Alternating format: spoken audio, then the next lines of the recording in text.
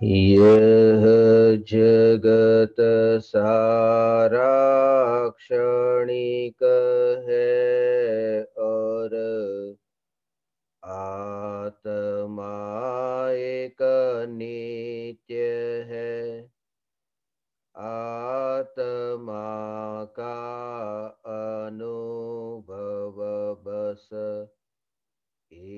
एकमात्र नित्य है।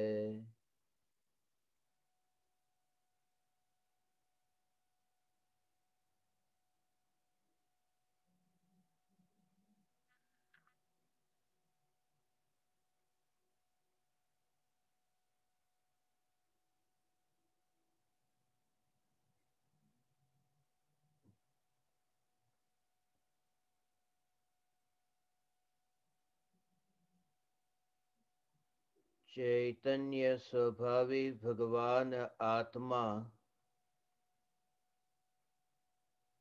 अनादि अनंत शुद्ध चैतन्य मात्र है। ज्ञान मात्र है। मैं शुद्ध चैतन्य मात्र,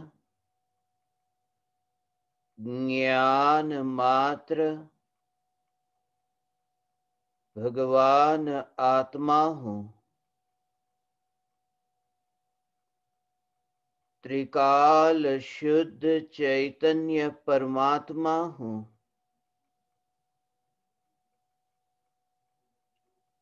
अनंत गुणाधिपति, एक न्यायक देव हूँ।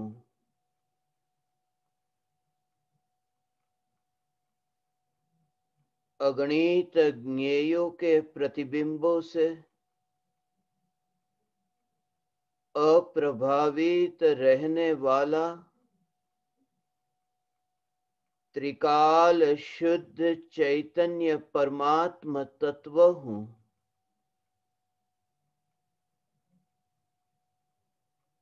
राख की दीवार के पड़ोस में रहकर भी राख की दीवार के परमाणु में जिस चैतन्य सत्ता का विस्तार नहीं, ऐसे यह त्रिकाल शुद्ध चैतन्य सत्ता, यह चैतन्य सत्ता ही मैं हूँ। राग और द्वेष के विकल्पों की तरंग उत्पन्न होने पर भी जिस अनादि अनंत ध्रुव चैतन्य सत्ता में राग और द्वेष के विकारी भाव की एक समय की पर्याय का स्पर्श नहीं हुआ, ऐसा त्रिकाल अस्पर्शी चैतन्य परमात्मा यही मैं हूँ। मैं त्रिकाल जागृत हूँ। बेहोशी पर्याय में है। बेहोशी अत्यंत अल्प है और जागृत बहुत विराट है।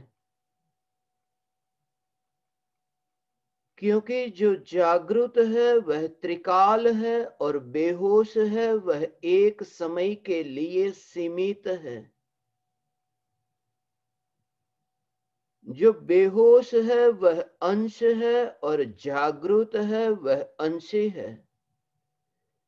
यह त्रिकाल चैतन्य परमात्मा जिसका अस्तित्व तीनों काल में है, जो तीनों काल में जागृत है, इसलिए एक समय के लिए निराशा नहीं कि ये बेहोशी क्यों, ये मिथ्यात्व क्यों, ये दुख क्यों, ये संसार क्यों। सत्ता स्वरूप ज्ञायक देव पर जोर। जहां सत्ता स्वरूप ज्ञायक देव पर जोर हो कि पर्याय की विकृति को देखता है, स्वयं को वहां न फैलता हुआ। जगत में अनंत द्रव्य है, अनंत द्रव्य के अनंत गुण अनंतानंत पर्याय है। ऐसे ही स्वयं यहां विकल्प की उत्पत्ति को ऐसे ही दूर से देखता है। सिर्फ ज्ञाता और दृष्टा रह करके, ज्ञाता और दृष्टा तो अनादि से था, सिर्फ श्रद्धा में स्वीकार हुआ कि मैं मात्र ज्ञाता दृष्टा हूं। शरीर की क्रिया होती है, मगर शरीर की क्रिया में अब जागृति, ऐसी जागृति कि ये जो क्रिया हो रही है, ये क्रिया हो रही है, कर नहीं रहा, ये क्रिया हो रही है। ये विकल्प की उत्पत्ति हो तो विकल्प की उत्पत्ति हो रही है, विकल्प की उत्पत्ति हो रही है, और वो होने वाले विकल्प में मेरा कर्तृत्व कहीं भी नहीं। और मेरा मेरा कहते ही वह भाव कि जहां ये चैतन्य, जहां जानना है, जानने का कर्तृत्व विकृति में नहीं है। जो जानना है वह जानना विकृत नहीं है, वह जानना निर्मल है, वह जानना सहज है, निर्विकल्प है। जानना निर्विकल्प है और विकृति विकल्पात्मक है। ये भेद जिसने समझा, बस वह देहातीत हुआ, वह विकल्पातीत हुआ, वह ज्ञान को उपलब्ध हुआ, वह ज्ञानी हुआ, ज्ञानी के आश्रय से ज्ञानी हुआ। अंतर में जो वैभव था वो वैभव पर्याय में व्यक्त हुआ, मगर जोर कि जहां जागृत त्रिकाल ध्रुव चैतन्य सत्ता, ये चैतन्य सत्ता के बाहर में हो ही नहीं। और फिर जो भी बाहर में होगा, उस होने की क्रिया को ऐसे ही देख सकोगे, ऐसे ही दूर से देख सकोगे। ये विकल्प होते हैं, मगर बहते हुए, तुम डूबते हुए अपने को नहीं देखोगे। ये शिकायत नहीं करोगे, कोई बचाओ मुझे, मैं मर रहा हूं, मैं बहुत तड़प रहा हूं, मुझे बचाओ, मुझे तैरना नहीं आता, मैं कैसे तैरूं, मुझे नहीं आता, मुझे बचाओ। ये शिकायत तुम्हारी न रहेगी। और यही प्रयोजन है कि ये शिकायत ही न रहे, ये शिकायत न रहे कि मैं डूब रहा हूं। क्योंकि जहां ये देखा कि वहां मैं हूं ही नहीं, आकाश में उड़ने वाला पक्षी डूबने के बारे में शिकायत करे कि मैं डूब रहा हूं, मैं डूब रहा हूं, मैं अब डूबता हुआ कैसे बचूं। वो कल्पना होगी, क्योंकि पक्षी वह पानी में डूबता ही नहीं, क्योंकि पानी को जो छूता नहीं वो पानी में डूबे कैसे। ऐसे ही ये विकल्प की तरंगे उछलती हो, मगर तुम उस स्वरूप के आश्रय से कि जो अनादि अनंत नित्य स्वरूप है भगवान, इस स्वरूप के आश्रय से कि मैं डूबने वाला नहीं, ऐसा त्रिकाल चैतन्य सत्ता मात्र भगवान आत्मा। ये सत्ता पर तुम्हारा जोर, और सत्ता के बाहर विस्तार नहीं। और जहां जहां ये सत्ता पर जोर आया, बाहर की क्रिया, उस क्रिया में तुम पूरी तरह से जागृत, ऐसे जागृति से भरे हुए उस क्रिया को जब तुम करते हो, तब तुम अकर्ता होते हो, अकर्ता का अनुभव करते हो कि वहां पर ये क्रिया हो रही है, कर नहीं रहा। एक एक क्रिया में वहां पर जागृति, जागृति का अभ्यास ऐसा। हाथ में माला हो या न हो, मगर कोई भी देह की क्रिया हो, हाथ में बर्तन तो है न, हाथ में कपड़े तो है न, हाथ में कंप्यूटर तो है न, हाथ में मोबाइल फोन तो है न। कोई भी वस्तु तुम्हारे पास हो और कोई भी वस्तु तुम्हारे पास न हो, मगर देह तो तुम्हारे साथ में है न, देह तो तुम्हारे साथ में है न, क्रिया तो हो रही है न। मगर वह क्रिया भी तुम्हें पता न चले कि खून दौड़ रहा है, शरीर बचपन से जवानी और जवानी से वृद्धावस्था की ओर पलट रहा है। यदि यह भी पता न चले तो इतना तो पता चलता है न कि ये सांसें भीतर जाती है और बाहर आती है। यहां इतना तो हो रहा है, ये तो पता चल रहा है। मगर उस क्रिया में, जो भी क्रिया हो रही है, वहां ये साक्षी कि मैं चैतन्य परमात्मा, और वो साक्षी तभी तुम रह सकोगे जहां साक्षी रहने वाला कौन है उसमें ही तुम्हारी रुचि हो। ये साक्षी कौन है? ये साक्षी कौन है? ये दृष्टा कौन है? दृष्टा पर जोर हो कि घटना के तुम दृष्टा रहे, ये कहने में आता है। ज्ञाता चैतन्य परमात्मा पर जोर हो और यह कहने में आता है कि जगत के तुम मात्र ज्ञाता हो। मगर जोर यहां अंतर में है, ज्ञेयों पर नहीं। ज्ञेयों पर जोर नहीं, क्योंकि ज्ञेयों से मेरा अस्तित्व नहीं। ये ज्ञान का जो परिणमन होता है, ये सहज मात्र जानना जानना, ऐसा निराकुल परिणमन। उस निराकुल परिणमन में जोर ज्ञेय पर नहीं, ज्ञान का जो सामान्य परिणमन है, ज्ञान का जो सामान्य जानना जानना जानना है। किसे जानना, उस पर जोर नहीं। वस्तु किसे दी जा रही है, उस पर जोर नहीं। हाथ का हिलना, हाथ में वस्तु ली और हाथ हिला, वस्तु ली और हाथ हिला, ये हाथ का हिलना।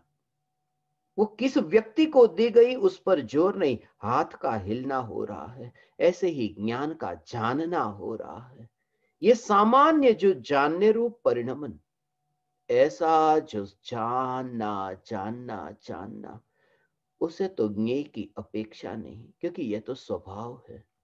मगर ज्ञान का जो विशेष रूप परिणमन, ज्ञेय को जानना, किसी विशिष्ट ज्ञेय को जानना, पहाड़ को जानना, पानी को जानना, बादल को जानना, ये विशेष ज्ञेय को जो जानना, ऐसा जो ज्ञान का आकार, उस विशेष ज्ञान के परिणमन को भी ज्ञेय की अपेक्षा नहीं, जगत की अपेक्षा नहीं। सामान्य ज्ञान तो निरपेक्ष है, विशेष ज्ञान भी निरपेक्ष है, क्योंकि ये स्वभाव है, ये ज्ञान का ही स्वभाव है। क्योंकि विशेष ज्ञान, ये जो ज्ञान का विशेष आकार, नया नया आकार जो तैयार होता है भगवान पर्याय में, वह आकार भी ज्ञान की अपनी ही तो योग्यता है, उसमें जगत कहीं पर भी नहीं। और इसलिए जहां ये जानना जानना जानना ये स्वतंत्र है और ज्ञेय पर अधीन नहीं, तब फिर ये ज्ञेय है। तब तुम देखोगे, ये शरीर को तुम देखोगे, उस शरीर के साक्षी वहां देह में नहीं। वहां तुम वस्तु को उठाते तो हो, बर्तन तुमने उठाया, थाली उठाई, कटोरे को तुमने उठाया, गिलास को उठाया, ये क्रिया तो तुम्हारी होगी। भोजन करने के लिए बैठते हो, ये क्रिया तो तुम्हारी होती है, मगर क्रिया में तुम साक्षी होते हो। साक्षी किसके? गिलास, थाली, ऐसे ये बर्तन, बर्तन के जैसे तुम साक्षी होते हो, ऐसे ही ये हाथ हिला है, हिलने की क्रिया, क्रिया के तुम साक्षी। मगर साक्षी में और गहराई में, अंतर में आओ, ये विकल्प उत्पन्न हुआ। मैं थाली को लूं, ये विकल्प उत्पन्न हुआ। ये विकल्प में विस्तार नहीं देखते, फैलाव अपना नहीं देखते, फैलाव नहीं देखते, और ये सत्ता को देखते हो। यही अनादि अनंत, यही अनादि अनंत, उसके साथ तुम होते हो। ये वस्त्र को पहने हुए हो, वस्त्र जैसे तुमने पहना हो, और वस्त्र को पहनते समय ये तुम्हारा हाथ हिला, वस्त्र के साथ में ही हाथ हिलता है। मगर उस समय तुम्हारी ये मान्यता कि मैं सदाकाल हूं, वस्त्र तो साथ में ही है, वस्त्र भी हिलता है। जब तुम रास्ते पर चलते हो, हाथ हिलता है, वस्त्र भी हिलता है। मगर मैं इतने बरसों तक जीऊंगा, मैं हमेशा जीऊंगा, मैं रहने वाला हूं। ये वस्त्र हिलता है, मगर वस्त्र में फैलाव नहीं। वो जो मान्यता में है कि मैं टिकूंगा, उसमें ये हाथ, ये शरीर, वस्त्र तो ये उतर जाएंगे। आज के ये वस्त्र है, कल सुबह नए वस्त्र पहन लूंगा, मगर मैं सदा रहूंगा ये देह के रूप में, जैसे अज्ञानी की मान्यता। ये वस्त्र को देखते हुए भी वस्त्र में विस्तार नहीं, विस्तार यहां देह में। ये अज्ञानी और ज्ञानी को ये थाली उठाने का विकल्प हुआ। वस्त्र तो साथ में है मगर वस्त्र में फैलाव नहीं। सत्ता, मेरा अस्तित्व किसके कारण? ये चैतन्य। और विकल्प ऐसे अनंत विकल्प हो, मगर अनंत विकल्प हो। वस्त्र अनंत बदले मगर स्वरूप नहीं बदलता। देह के अनंत वस्त्र बदले मगर न्यायक का स्वरूप न बदला। विकल्प के अनंत वस्त्र बदले मगर चैतन्य की ध्रुवता नहीं बदलती। ये ध्रुवता का जो साक्षी है। व्यवहार से ये भले ही कहने में आए भगवान कि जगत का साक्षी है, किसी की मृत्यु हो गई, ज्ञानी तो साक्षी होकर के देख लेते हैं। वह अनअफेक्टेड, वह अप्रभावित होकर के सिर्फ जानते हैं, देखते हैं। पीड़ा वेदना होती हो तो भी वेदना को भी ज्ञानी जानते हैं। वास्तव में यह कहने की भाषा है। इसलिए भाषा के भ्रम में तुम भ्रमित मत होना। ये भाषा भ्रम पैदा कर सकती है तुम्हारे अंतर में, मगर तुम भ्रमित मत होना कि ज्ञानी जगत के साक्षी है। वास्तव में तो ज्ञानी स्वयं के साक्षी है, स्वयं के साक्षी है। क्योंकि जगत जहां ज्ञान में प्रतिबिंबित होता है, ज्ञानी ये ज्ञान की सत्ता यहीं पर ही मैं हूं, मैं के साक्षी है, मैं के साक्षी है। और पर में कुछ करने न गए, इसलिए जगत को लगता है कि ये पर के साक्षी है, सारे जगत के साक्षी है। ज्ञानी पर के साक्षी क्या हो? क्योंकि साक्षी होने के लिए तो ऐसी पूरी तरह से जागृति, साक्षी होने के लिए उस रूप में परिणमन, ऐसे रूप में परिणमन। क्योंकि ज्ञान का जानने रूप परिणमन होता है, ज्ञेय रूप परिणमन नहीं होता। ये हाथ रूप, ये थाली रूप, ये कटोरी रूप, ये गिलास रूप, ये परिणमन, ये ज्ञान का नहीं होता। जानना जानना जानना, यहां अंतर में परिणमन है। ऐसा ही हे ज्ञान दीपक, तुम्हारा ये स्वरूप है भगवान, साक्षी, साक्षी होना। और ये साक्षी होना अर्थात साक्षी की श्रद्धा होना। फिर तुम देखो साक्षी की श्रद्धा कि मैं साक्षी हूं, मैं ज्ञान मात्र हूं, विरोध करने वाला नहीं। मैं विरोध नहीं करूंगा, ऐसा जोर नहीं। जो विरोध नहीं करता है यह मैं हूं। जो विरोध करता नहीं है ऐसा नहीं, जिसमें विरोध हो ही नहीं सकता, ऐसा जिसमें सामर्थ्य है, यह चैतन्य मैं हूं, यह साक्षी। फिर ना जन्म ना मृत्यु, फिर देह की क्रिया हो, धीरे धीरे तुम साक्षी हो। साक्षी होने के लिए तुम्हारी ये देह की क्रिया पहले धीरे धीरे धीरे धीरे शुरुआत करो, धीरे धीरे शुरुआत करो। छोटी छोटी क्रिया से शुरुआत करो, पहले धीरे धीरे कार्य करो।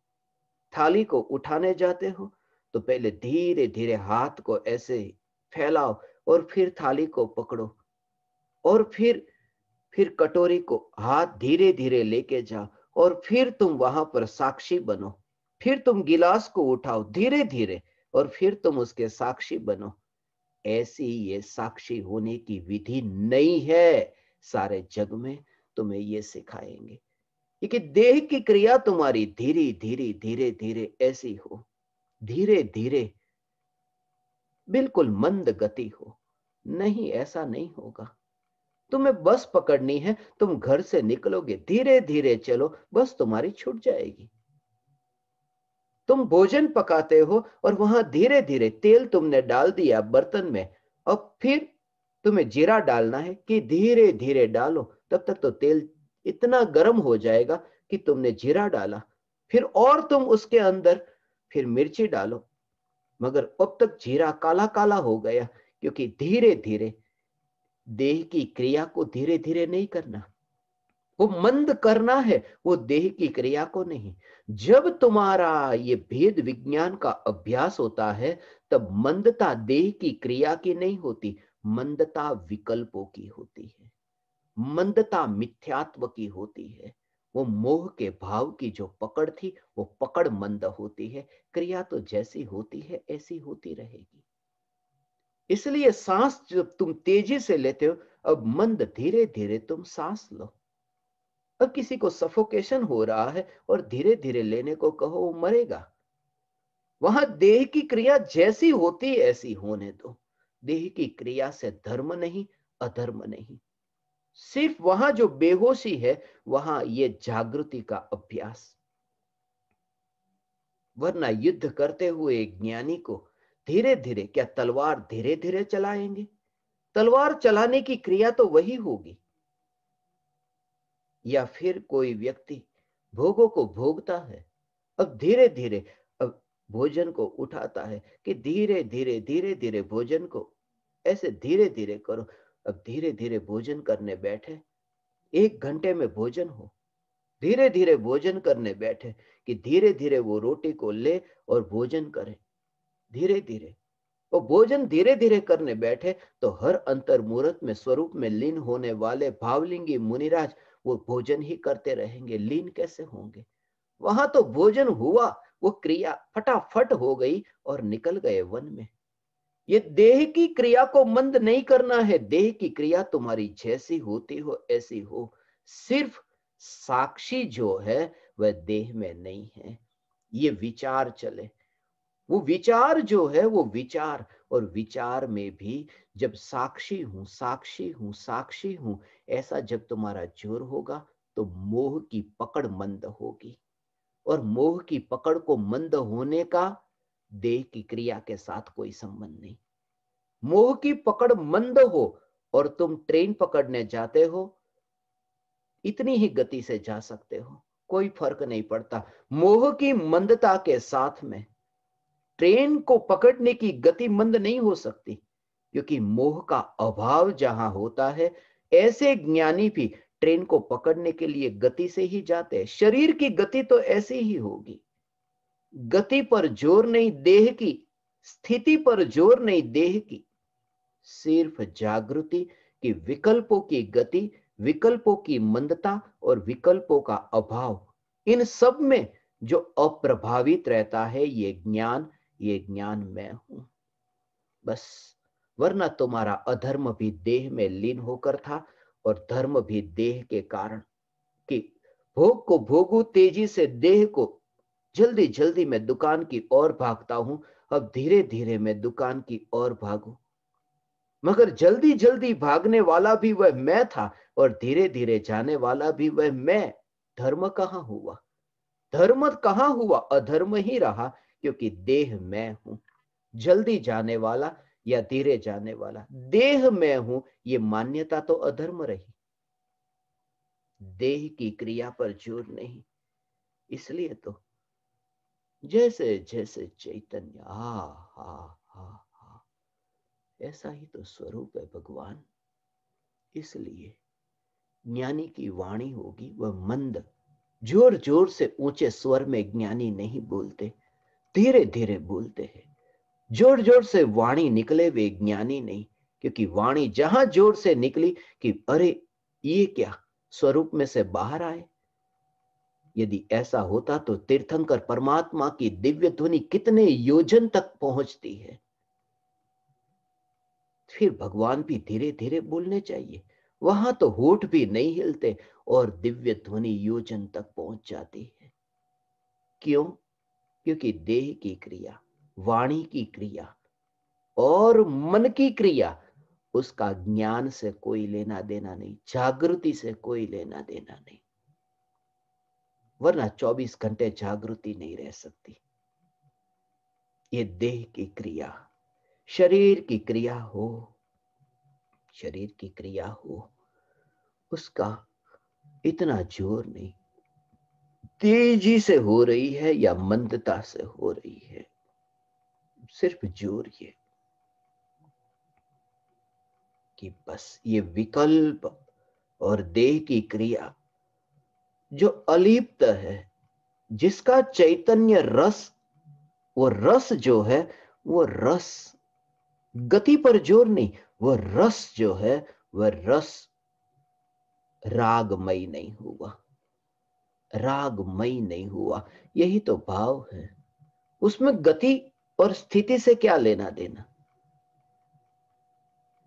ये रागमय नहीं हुआ। नींबू का शरबत तुमने एक बर्तन में भरा और एक बर्तन में तुमने, वहां पर एक में है नींबू का पानी, एक में है शक्कर का पानी, और दोनों बर्तन को तुम लेकर जाओ।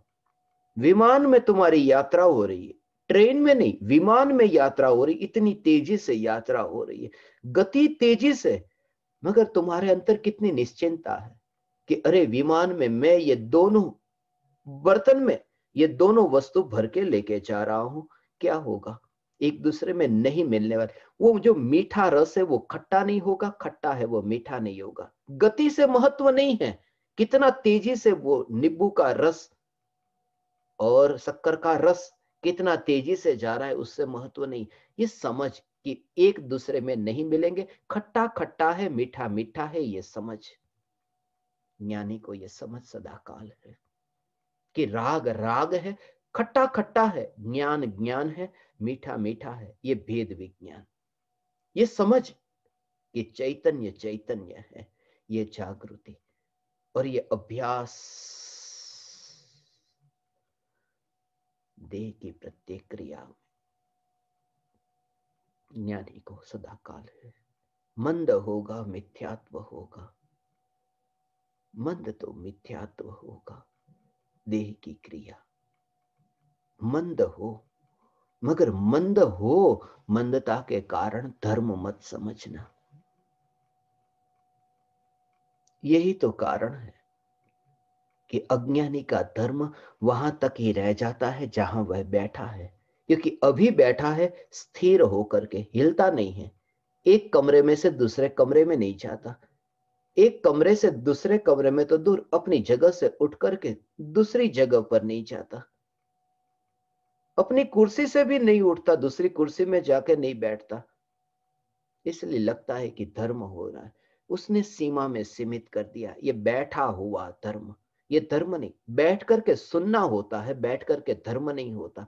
धर्म सदा काल होता है।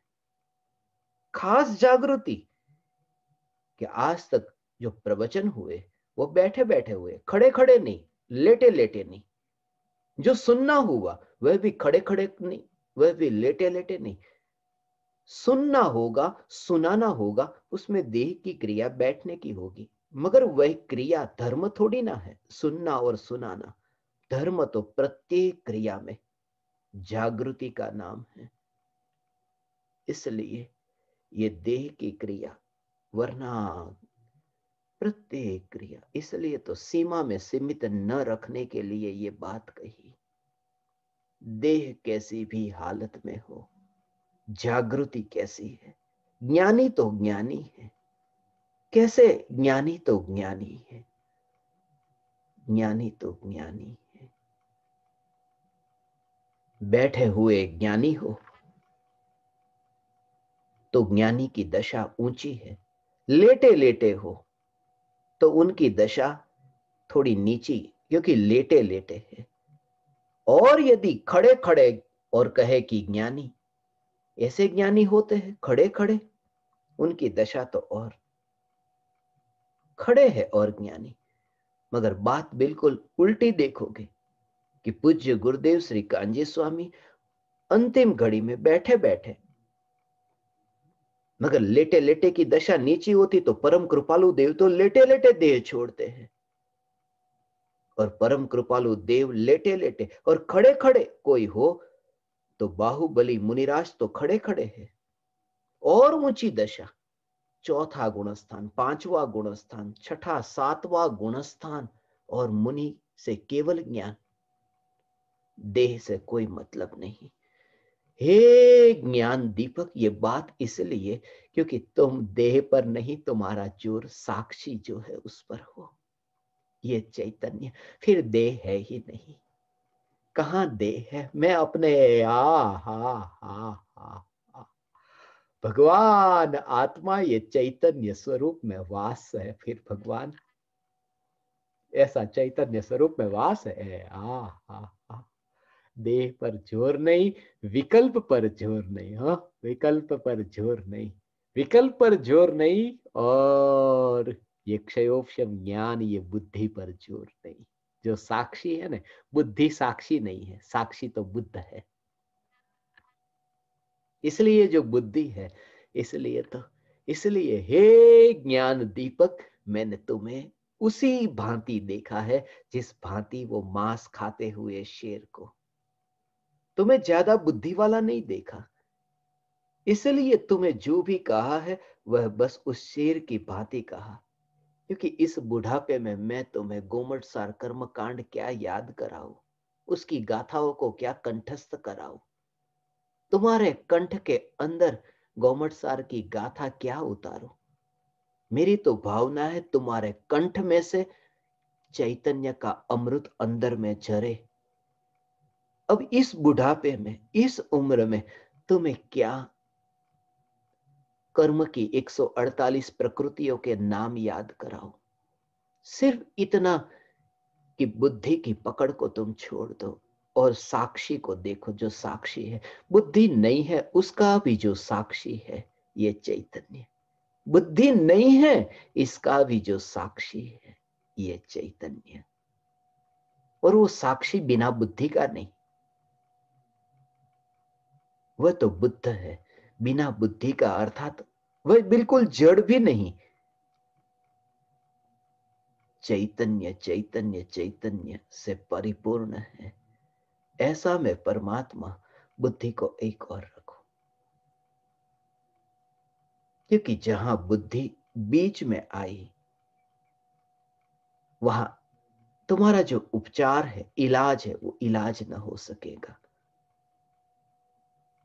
इसलिए तो सदगुरु देव इलाज करते हैं। अहो अहो श्री सदगुरु, करुणा सिंधु अपार। यही तो दिन है, 124 का दिन है। अहो अहो श्री सदगुरु, करुणा सिंधु अपार। आप अमर पर प्रभु करो अहो अहो उपकार। यही तो है, ये उपकार किया कि तुझे साक्षी रहना नहीं, तो साक्षी का भी साक्षी है। तो साक्षी का साक्षी है, और ये तेरा जोर होगा कि साक्षी का साक्षी। फिर कोई विरोध नहीं। वो जो स्वीकार भाव है, वो स्वीकार भाव साक्षी से ही तो आता है। वो स्वीकार वस्तु का स्वीकार नहीं, वस्तु का स्वीकार नहीं, विकार का स्वीकार नहीं, विकार को जानने वाला जो ज्ञान है, ये ज्ञान के स्वरूप का स्वीकार। जो ज्ञान का स्वरूप है, उस स्वरूप का स्वीकार कि यह विरोधी नहीं है, ये किसी का विरोध नहीं करता, ऐसा यह ज्ञान। बुद्धि तो विरोध कर सकती है, ये ठीक है, ये ठीक नहीं है। इसलिए गुरु जब इलाज करते हैं, बुद्धि कितनी है उस पर नहीं। इसलिए तो मुनिराज शेर को ये नहीं पूछते तेरे पास कितनी बुद्धि है, तू बस विनयवान होकर के बैठा, तू प्यासा होकर के बैठा, इतना ही पर्याप्त है। क्योंकि जहां जहां बुद्धि बीच में आती है, वहां वहां अंतर का जो विकास है, वो विकास अटक जाता है। बुद्धि बीच में आई, पराया बीच में आया, कि अंतर का विकास जोर गया ने वहां पर। ये शरीर की रचना का ऐसा ही स्वरूप है। छोटा बच्चा मां के गर्भ में बुद्धि का उपयोग नहीं करता। कितनी बुद्धि है उस बच्चे में, ना के बराबर, ना के बराबर है। और वो सोना जो है, वो जो नींद में, बच्चा नींद में अभी है, 24 घंटे सोता ही रहता है, बुद्धि का उपयोग ही नहीं वहां, वो सोता रहता है। और उस समय जो शरीर की रचना, ये मनुष्य के शरीर की रचना का जो विकास है, प्रकृति भी यही देखती है। प्रकृति की व्यवस्था है कि शरीर का निर्माण हो रहा है, जहां निर्माण हो रहा है वहां बुद्धि बीच में न आए। और प्रकृति की व्यवस्था यही है कि शरीर की रचना यदि होनी है तो बुद्धि को एक और रखना होगा, और बुद्धि को एक और रखने के लिए उस बच्चे को सोना ही होगा, क्योंकि शरीर बन रहा है। अभी शरीर की रचना हो रही है, बच्चे को हस्तक्षेप न करने के लिए बुद्धि को नहीं दौड़ाना है, क्योंकि शरीर बन रहा है। और बुद्धि को नहीं दौड़ाना है, वहां बहुत जरूरत है, इसके लिए उसका सोना बहुत जरूरी है। जैसे ही जन्म हुआ कि बच्चा अब फिर 24 घंटे में से 20 घंटे सोता है, 4 घंटे जगता है, फिर धीरे धीरे 16 घंटे, 12 घंटे नींद उसकी कम होती जाती है। नींद कम होती जाती है और बुद्धि बढ़ती जाती है, बुद्धि बढ़ती जाती है। और तब बुद्धि बढ़ती है जब शरीर के विकास को, इतनी बुद्धि को न होने की जरूरत नहीं पड़ती।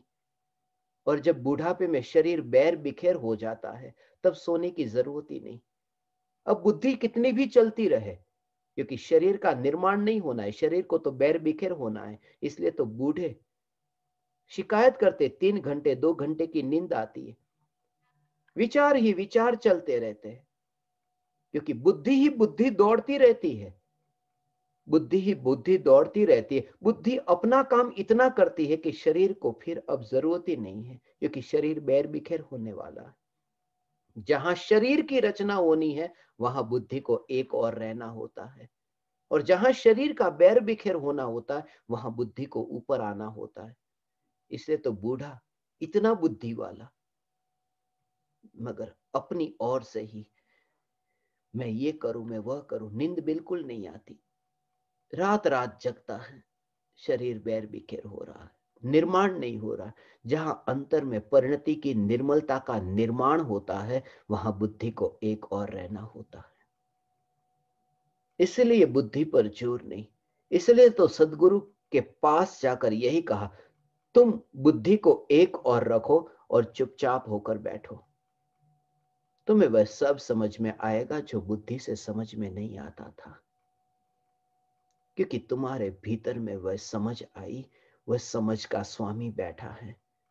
तुमने गुरु के पास बुद्धि से गुरु को नहीं पहचाना, तुमने अंतर में जो शांति प्रकट हो रही है उस शांति से तुमने गुरु को पहचाना। वो पहचान शांति से है, बुद्धि तो पता ही नहीं। कृपालु देव को कितनी प्रकृति अभी बंध रही है, कितनी प्रकृति बंधनी अब अटक गई है, वह देख करके कृपालु देव के पास में न बैठा।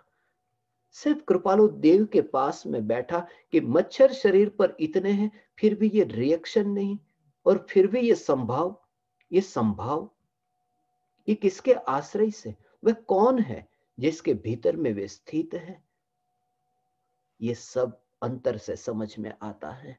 इसलिए तो सत्पुरुष की एक क्षण की संगति हजारों शास्त्रों के पठन से भी अधिक उपयोगी बनती है। एक क्षण की संगति हजारों शास्त्रों को कंठस्थ करने से। इसलिए तो पांडित्य का प्रदर्शन छूटना बहुत जरूरी है। इसलिए तो पंडित को ज्ञानी के पास में आना कठिन लगता है, क्योंकि पंडित को झुकना पड़ता है और वह शास्त्र झुकने का नाम नहीं लेते, बोझ जो ऊपर है। इसलिए हे ज्ञान दीपक, तुम निराश मत होना। यदि तुम्हारे पास बुद्धि नहीं, बुद्धि तो एक और रहती है, तुम साक्षी हो, तुम मात्र साक्षी। यह जागृति देह की प्रत्येक क्रिया में, विकल्पों के उत्पन्न होने में, यह जागृति कि ध्रुव जो चैतन्य सत्ता है, बस ये सत्ता मात्र में सुनो, तुम गुरु की पुकार को सुनो, गुरु का सदुपयोग करो, मगर साध्य की भांति नहीं, साधन की भांति। साध्य तुम्हारा गुरु न हो, साध्य न्यायक देव हो। यही तो है, यही तो सच्चा शिष्य है। तीर्थंकर परमात्मा की दिव्य ध्वनि सुनते सुनते भगवान अंतर्मुख हो जाए, केवल ज्ञान को उपलब्ध हो, केवल ज्ञान पाए। यही तो एकमात्र उपाय है कि परमात्मा की पुकार सुनते समय अंतर्मुख हो गया, मगर वह भाव से भरा था, भाव से भरा हुआ। शरीर की क्रिया में मैं देह हुई ही नहीं, ये मशीन की क्रिया हो रही है, ऐसा तुम देख सको। पंखे को घूमता हुआ जैसे तुम देखो, पंखा घूम रहा है, और उस क्रिया को जैसे तुम देखो, बस ऐसे ही क्रिया, ऑटोमेटिक क्रिया हो रही है। जैसे तुमने जूस बनाने के लिए मिक्सचर को चालू किया, अंदर वो मिक्सचर अब घूम रहा है, अंदर वो रस तैयार हो रहा है, तुम बना रहे हो नहीं, वहां वो मशीन की क्रिया को जैसे तुम देखते हो। बस तुम्हें ऐसे ही क्या ये देह की क्रिया दिखाई दे रही है? यदि ऐसे ही तुम्हें ये देह की क्रिया दिखाई दे रही है, बस तो तुम्हारे अंतर में अब उतनी दूरी, ये शरीर से उतनी ही दूरी दिखाई दी। अब तुम्हारा जो जीवन है वह जीवन ऐसा हुआ। अब तुम कुछ भी न करो,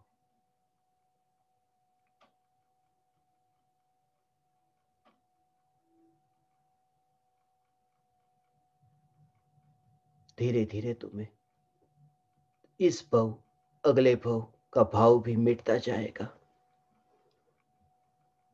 इस भव में मैं ये हूं, अगले भव में वह नहीं। भगवान, यह भव और वह भव क्या,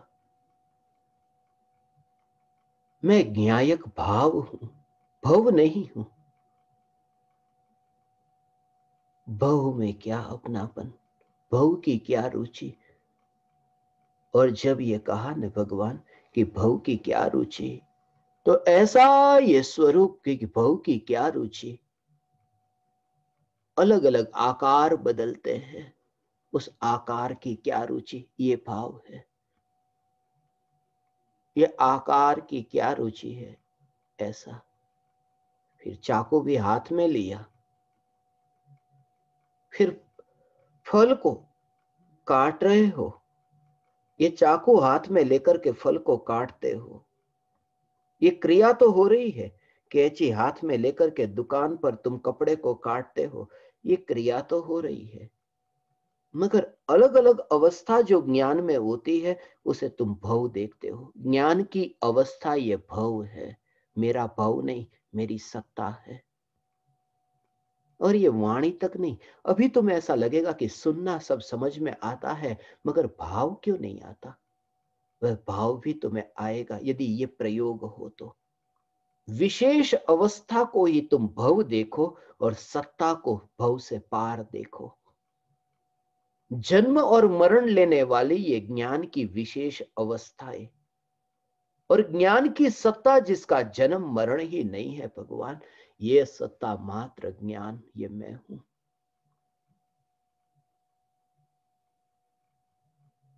फिर जो तुम्हारा जीवन है, ये जीवन ऐसा ही होगा, आनंद से भरा हुआ। फिर तुम गाते नहीं हो, ये तुम्हारा जीवन है, मगर जीवन स्वयं ही एक काव्य बन गया।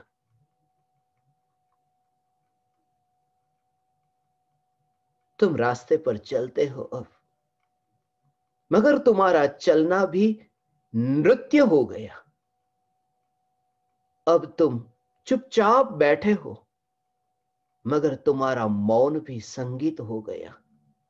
वह दशा प्रकट हो कि दुनिया के सामने तो बाहर की क्रिया होती है, मगर भीतर में तुम तो चैतन्य लोक के वासी हुए हो। इसलिए तो ज्ञानी को पहचानना मुश्किल है, इसलिए तो गुरुदेव और कृपालु देव को पहचानना मुश्किल होता है, क्योंकि दिखती है बाहर की क्रिया और अंतर में होता है अनुभव तो ज्ञायक का, जो बाहर आता ही नहीं, जो अनुभव बाहर आता ही नहीं। विशेष पर्याय भी व्यक्त नहीं हो पाती वाणी में, ये ज्ञान की विशेष पर्याय, जहां अनुभव हुआ न वह भी भगवान आत्मा कैसे व्यक्त हो ये जानना। उसके लिए तुम्हें हे ज्ञान दीपक, बस ये तो मेला है, चैतन्य का मेला। ये ज्ञान ज्ञान और ज्ञान, ये सत्ता है ज्ञान की। ऐसे ये ध्रुव चैतन्य सत्ता, ये चैतन्य ही जगत दिखता है तुम्हें। ये जो जगत है, ये जगत कौन सा? ये चैतन्य जगत अब दिखाई तो देता है, ये ऐसे ही दिखाई देता है। बचपन की घटना तुम्हें देख करके ही स्मरण में आती है। कभी कभी 25 पैसा 20 पैसा गांव में से लेकर के बर्फ का गोला खाने के लिए जाता था। बर्फ का गोला, वहां बर्फ रहता था, बर्फ के ऊपर बोरी लिपटी हुई, बर्फ पिघल न जाए, वो बोरी लिपटी हुई थी। तुम्हें देख करके यही दृश्य स्मरण में आता है, यही दृश्य स्मरण में आता है कि बस जैसे तुम्हारा देह वो बोरी की भांति हो। कंतान छे, कंतान बनेलो कोथड़ो छे, थैला है, मगर बर्फ है, बर्फ अंदर में। और बर्फ को जैसे देखो कि वो बर्फ ऊपर तो ठंडा है, नीचे भी ठंडा, और अंदर का, अंदर जहां जहां है वहां ठंडा ही ठंडा है। ये बर्फ जैसे अंदर घन, वो घन को मैं देखता हूं। तुम्हारा देह तो एक थैला है और चैतन्य का घन ये है। ये एक एक एक एक परमात्मा, ये चैतन्य घन है, जहां ज्ञान की शीतलता है, विकल्प की आग नहीं है। ये चैतन्य का घन, और यहां नहीं फिर तो जहां देखा। ये तो तुम मेरे सामने बैठे हो, तुम न होते तो कोई और, मगर जहां देखे वहां घन दिखता है, क्योंकि वह नहीं दिखता, दिखाई देता है जहां वहां यही घन दिखता है। बर्फ में बर्फ का प्रतिबिंब पड़ा, ज्ञान में ज्ञान का प्रतिबिंब पड़ा, चैतन्य में ही चैतन्य का प्रतिबिंब पड़ा। ये दिखाई दे, चैतन्य में चैतन्य का प्रतिबिंब पड़ा। ये परमात्माओं को ऐसे ही देखना। हे ज्ञान दीपक, घन पिंड हो तुम, चैतन्य का घन पिंड। फिर परिवार के साथ तुम रहते हो न, एक ही तो बैठे हो। यहां देखता हूं कोई एक बैठा, कोई दो बैठे, भीड़ तो परिवार को लेकर के नहीं बैठे न।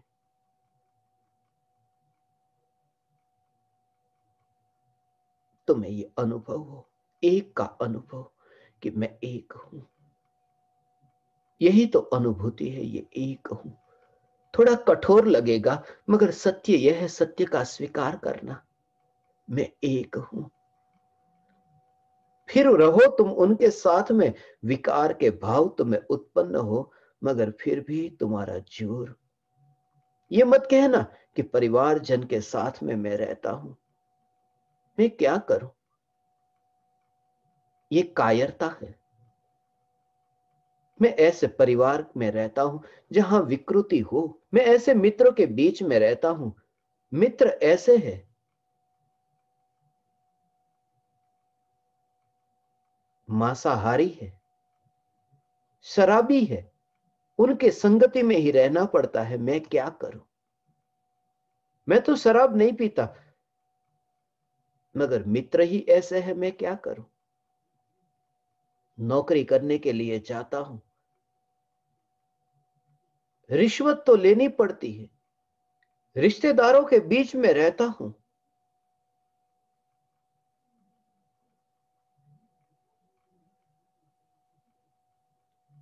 शराब तो पीनी पड़ती है, मैं क्या करूं? नहीं, तुम्हारे भीतर में वो भाव अभी नहीं जगा। रिश्तेदारों के बीच में रहता हूं, मगर जहर मिले तो मैं जहर को नहीं पीता। कितना भी तुम्हें आग्रह करे कि लो न जहर पी लो, मैं जहर नहीं पीता, क्योंकि जहर के स्वरूप को पहचाना। फिर जहर कौन पिएगा?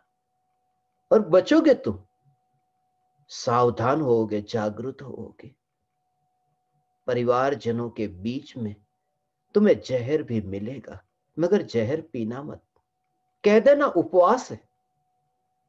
जहर मिले मगर कह देना उपवास है। ये मैं इसलिए कहता हूं कि माता पिता भाई बहन के बीच में मुझे जहर मिलता है, रिश्तेदारों के बीच में, ज्ञान दीपकों के बीच में मुझे जहर मिलता है। ये जहर ही मिल रहा है मुझे, क्योंकि ये राग का भाव जो तुम्हारे प्रति है, यही तो जहर मिला। मगर मैं जहर नहीं पीऊंगा, क्योंकि मेरा उपवास है। मेरा उपवास है अर्थात ज्ञान का उपवास है। ज्ञान जो जहर को नहीं पीता, ज्ञान जो राग को नहीं पीता, यह मैं सदा उपवासी। जागृति हो। मैं जहर, जहर आए मगर पीना जरूरी कहां है?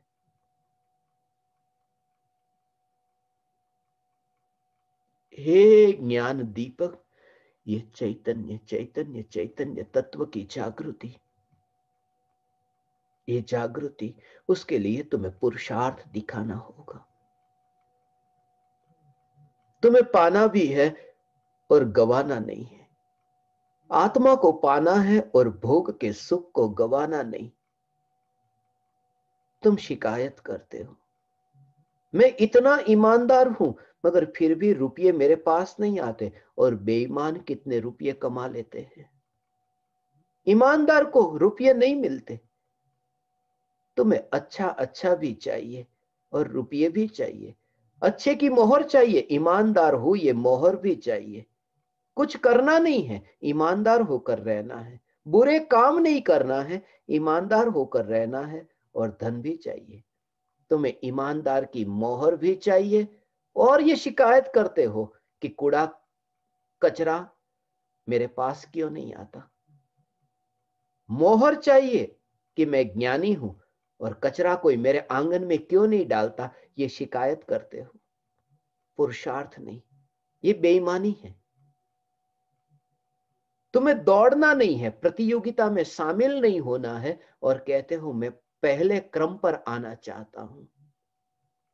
तुम्हें तत्व विचार नहीं करना है, और तुम शिकायत करते हो चैतन्य तो मिलता नहीं, परमात्मा होता ही नहीं है। फिर तुम मना कर देते हो, होता होगा जिन्होंने अनुभव किया। मगर क्या पता वे सच्चे हो या झूठे हो। स्वयं के बारे में ही प्रत्येक व्यक्ति व्यक्त करता है, स्वयं के बारे में, कि मैं यहां हूं। इसलिए तो जो कहता है कि ज्ञानी नहीं है, उसने ही तो ज्ञानी को पहचाना नहीं। और ज्ञानी को पूछो कि क्या ज्ञानी है, ज्ञानी कहेंगे ज्ञानी ही ज्ञानी है। क्योंकि जो रागी द्वेषी है, वह भी तो ज्ञानी ही ज्ञानी है। ये जागना, साक्षी हो। ए ज्ञान दीपक, ये साक्षी हो।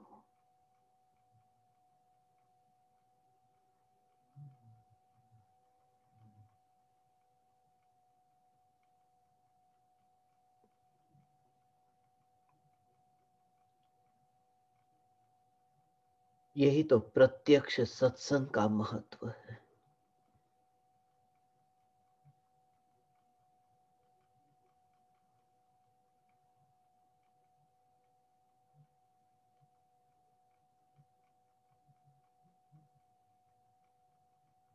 प्रत्यक्ष सत्संग के बिना साक्षी नहीं हुआ जा सकता। ये प्रत्यक्ष सत्संग स्वरूप की स्थिरता, ये प्रत्यक्ष सत्संग है। ये ध्यान ढला न्यायक में, ये प्रत्यक्ष सत्संग है। और जैसे ही ध्यान न्यायक में ढला, अब तुम्हें जैसे रस न आए, कोरा कोरा लगता हो न, ऐसा तुम्हें वह कोरा कोरा गले न उतरता हो। जैसे कोई वस्तु कोरी कोरी हो, तेल न डाला हो, घी न डाला हो, उसमें अच्छी तरह से भोजन में ग्रेवी ना हो, और तुम कोरा कोरा भोजन करो, कहो शिकायत करो, गले नहीं उतरता, सूखा सूखा लगता है, कंठ पर ही अटक जाता है, सूखा सूखा लगता है। ऐसे ही तुम्हें लगे कौन भोजन नहीं, प्रत्येक ज्ञेय तुम्हें सूखे सूखे लगे।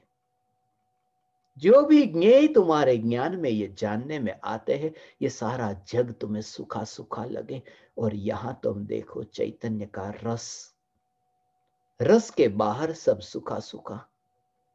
ये जितना भी बाहर का जगत ये सूखा सूखा लगे, और चैतन्य तो रस, ये रस है भगवान। आत्मा ये चैतन्य रस है भगवान। ये न्यायक दे।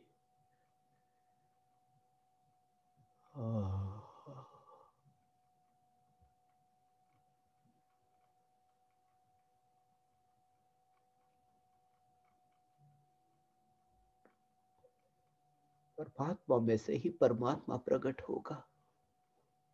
अंदर है वही तो व्यक्त होगा। वो कहां से आया? अनुभव प्रकट हुआ, वो कहां से आया? अंतर में से ही तो व्यक्त हुआ। केवल ज्ञान प्रकट हुआ, कहां से हुआ?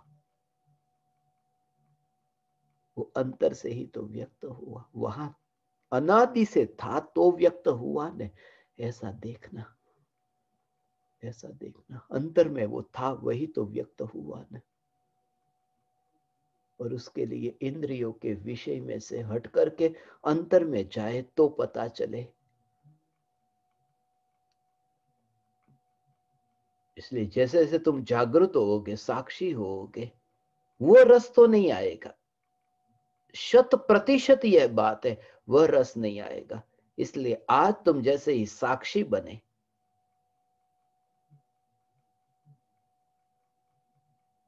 पलंग पर लेटने गए अभी, और साक्षी बनो।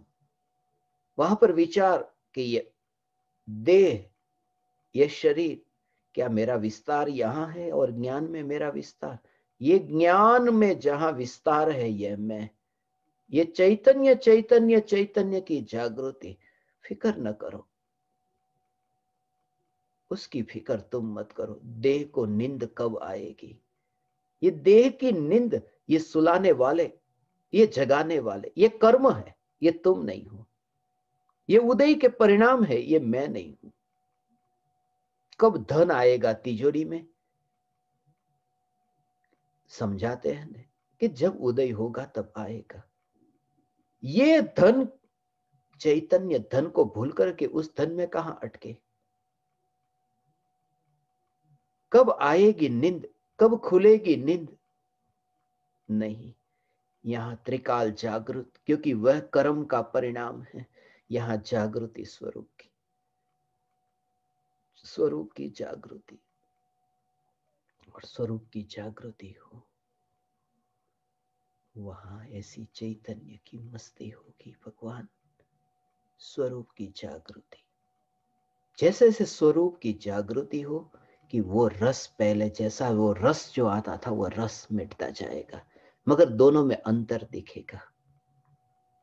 पहले जो पकवान को उठाते थे और खाते थे, और वो जो रस से सुख लगता था, या खुशबू वाला फूल, बगीचे में गए और फूल की खुशबू, अरे वाह ये पुकार जो, और वो अंदर से वो रस आता था।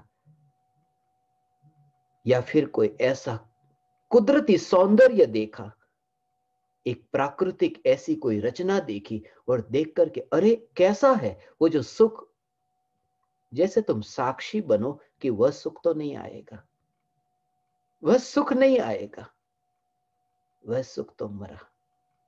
मगर उस समय जो डिटैचमेंट से वो जो निराकुल शांति, अलिप्तता की जो शांति है, वह शांति, वह शांति का जो सुख है, वह सुख उसके सामने, उसके सामने तुम्हें ऐसा लगेगा कि अब तक जो था वह तो दुखी था, क्योंकि लूटने का भय था। जैसे ही सागर को देखा और सागर से नजर घुमाई कि वो मजा तो गया, और सागर को देखते समय जो साक्षी है और नजर घुमाई तब भी साक्षी तो साक्षी रहा, आनंद नहीं मिटा, आनंद तो टिक कर रहा।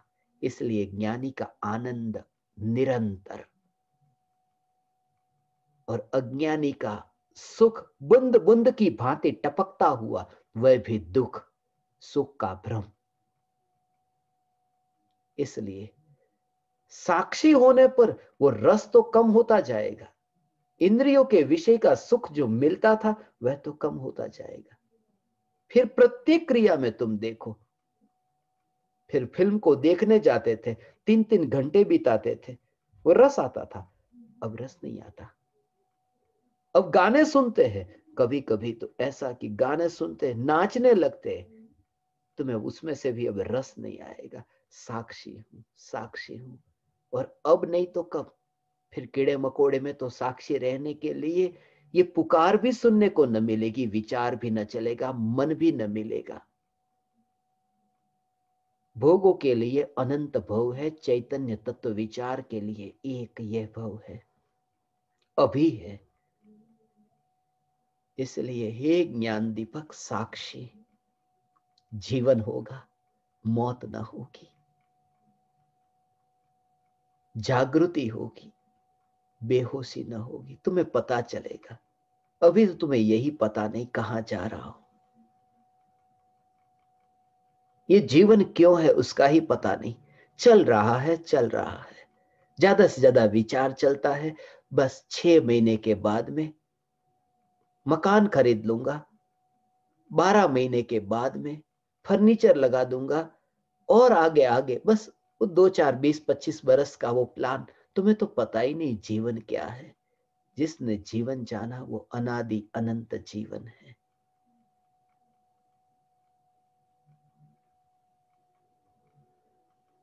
ये चैतन्य जीवन, ये चैतन्य जीवन।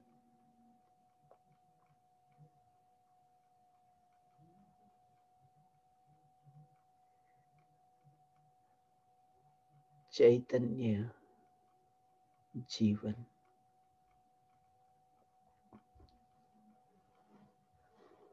ऐसा लगे ये विकल्प विकल्प विकल्प, मगर चैतन्य जीवन, ये चैतन्य जीवन, ये चैतन्य जीवन, यही में यह जागृति, ये सदगुरु का दिया हुआ बोध, ये अहो अहो श्री सदगुरु, ये बोध।